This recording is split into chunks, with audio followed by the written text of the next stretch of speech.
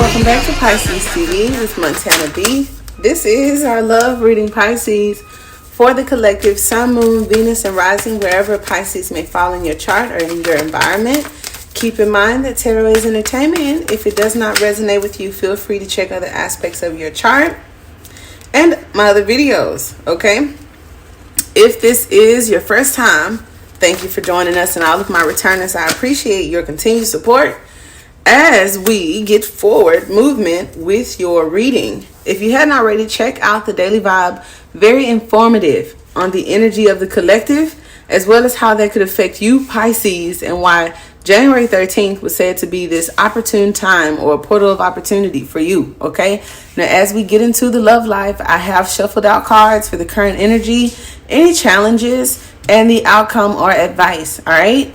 Check the description box if you have any questions regarding booking services, tarot courses, webinars, whatever products and services. There's a link to my e-store, and they all have descriptions there. If you are interested in joining any of our tarot courses, we have one online course starting on the 15th.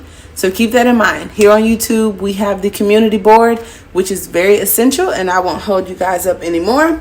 Here we have victory, and we have the Chariot. So I take that as harmony and something moving forward within your love life. I feel that you and your person are kind of like on the same page, or you or your person, the duality within self as an individual, there's something that's working here, okay? Maybe you're in control, where we had the runner and the chaser, and several months ago we talked about that demographic kind of changing for you, for those that have done the work. But the Four of Swords with the Chariot definitely talks about victory. It talks about focus. It talks about logic. Okay, so pretty good. As we get started with the current energy, we have the Ten of Cups. And the Ten of Cups has always been my happy ending card. Now, just the mundane energy of the Ten of Cups sometimes for me talks about consciousness.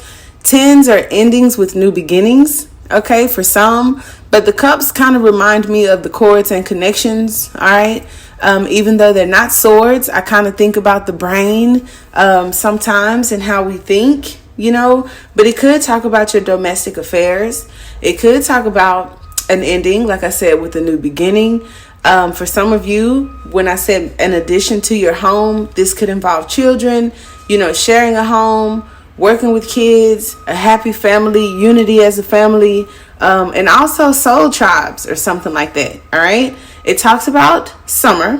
For some of you, the dates are March 11th through March 20th. And this is Mars and Pisces, the astrological correspondence. So check to see where Mars and Pisces may fall in your chart. But in love, the Ten of Cups can suggest that you are coming together with another person of your family. And this is a general love reading. So, if you have any loved ones that there had been any issues with, that's one thing.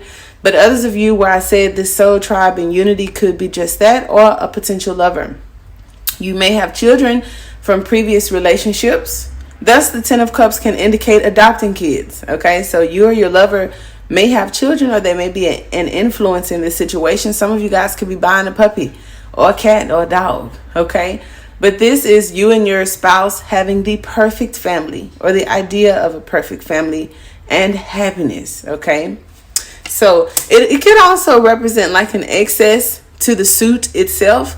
So if you see the cups as love, it could be a lot of love. If you see the cups as water, it could be a lot of water. And if you see the cups as consciousness, it could talk about consciousness. So wishful thinking, charming stories could also play a big role here, but be careful not to lose yourself in over fantasizing and these stories of the happily ever after. Okay, if you're asking how someone may feel toward you, this ensures that they feel completely emotionally content. So some of you that are single, that have gone through the motions of isolation, separation, and boredom, maybe you have found your contentment within self. Or my couples, you may be finding contentment within your relationship, especially if children and, split families have something to do with it. That could be very sticky. Okay. Challenging aspects. We have Scorpio. Okay. Scorpio, death card, the number 13. Today is the 13th. All right. It could be talking about endings or somebody or something returning from the past. So just be mindful of that If you have done the work and you've kind of moved on, somebody returning from the past that's coming your way with this Two of Wands, just be mindful of all the work that you've done and, stand strong. For others of you, after this ending, if you're still dealing with the transformation, the Two of Wands just talks about seeing the world as your oyster and taking another approach to something or taking another direction. So in the extended, we'll talk more about that. And then for the advice or outcome, look at that. The ideal partner. Some of you, this ideal partner is coming your way after cutting cords and separations with all of these different soulmates, right? Soulmates could be anybody that you interact with in this life, possibly learning lessons from. Don't want to put that on you. But the Queen of Coins as a lover is someone who's very organized. She also takes care of the home. She has this energy of not being stressed out. She releases things that she doesn't need, which is why she's so grounded. So for the Death card to come up and talk about an ending, she doesn't hold on to anything from the past, actually, right? Which makes her the ideal partner because she is realistic, not overly fantasizing. And then, like I said, there's this energy of earthiness and groundedness. She may be very patient, she may be very organized. She may be kind of nonchalant. And maybe you have become that way and you're growing, right? Especially if you're single, it's kind of like you go through the motions and then get yourself together. So somebody could see you as the ideal partner, but we will get into what these cards could mean for you in the extended. I'm going to take a couple of oracle cards because I'm nosy. With this Death card and this Two of Wands, some of you may have a returner, okay? And others of you, there's still this energy of where Saturn is and what it's doing. So some of you, this person may be coming your way because it's like they've been thinking about you and seeing you. Maybe there's some kind of telepathic communication, child. If you've been dreaming about them, thinking about them, that kind of makes them think about you.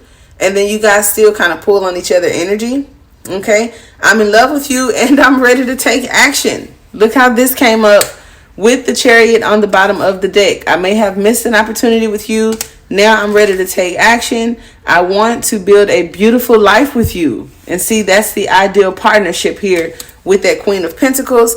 And I want to contact our mutual friends to ask about you. I don't know why I saw contract, but the Queen of Coins is also a partner that on the shadow aspect. And I don't like talking about the shadow, but the Queen of Pentacles could be one that marries for a reason outside of just love. There could be a contractual agreement, some sort of obligation. But what I do like about the Queen and the King of Pentacles is that they're the marriage that is less likely to end in divorce because of their reason, right? And it doesn't have anything to do really with sex or emotions or trauma bonds or nothing like that. So some of you, it's kind of like, I don't know how to contact you, but we have mutual friends together and I might be nosy and ask them about you. They may be doing that and you never know.